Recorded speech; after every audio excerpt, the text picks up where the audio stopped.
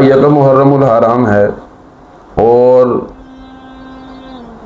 اس ہستی کا تذکرہ کرنا چاہتے ہیں جن کو آپ صلی اللہ علیہ وآلہ وسلم نے کئی مرتبہ جنت کی بشارت دی، جن کا تذکرہ کرنا ایمان والے اپنے لیے باعث نجات سمجھتے ہیں، جن کا تذکرہ آنے سے ایمان والوں کا ایمان بڑھ جاتا ہے۔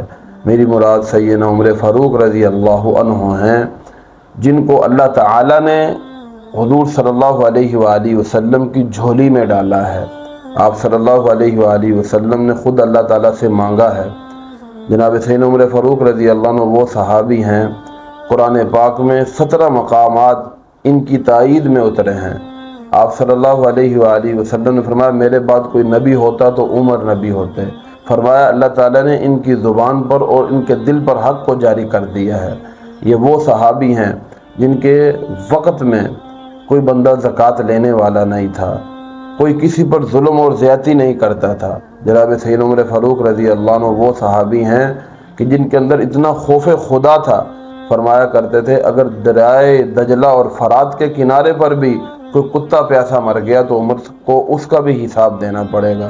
جناب سیدنا عمر فاروق رضی اللہ عنہ وہ صحابی ہیں جو عدل کے، شجاعت کے، حیا کے پیکر تھے، اور اہل بیت کو اپنے سر کا تاج سمجھتے تھے، اور سیدنا امام حسین رضی اللہ عنہ، امام حسن رضی اللہ عنہ کو شامی جبے خود منگوا کر پہنایا کرتے تھے۔ جناب سیدنا عمر فاروق رضی اللہ عنہ دعا مانگا کرتے تھے اے اللہ مجھے شہادت کی موت نصیب فرما، اور اپنے حبیب کے شہر میں جو ہے وہ موت نصیب فرما۔ اللہ تبارک و تعالی نے دعا کو اس طرح قبول کیا کہ شہادت بھی ملی، حضور صلی اللہ علیہ وآلہ وسلم کا شہر بھی نصیب ہوا، اور مصلی بھی نصیب ہوا۔ یکم محرم الحرام کو ان کا جنازہ ہوا۔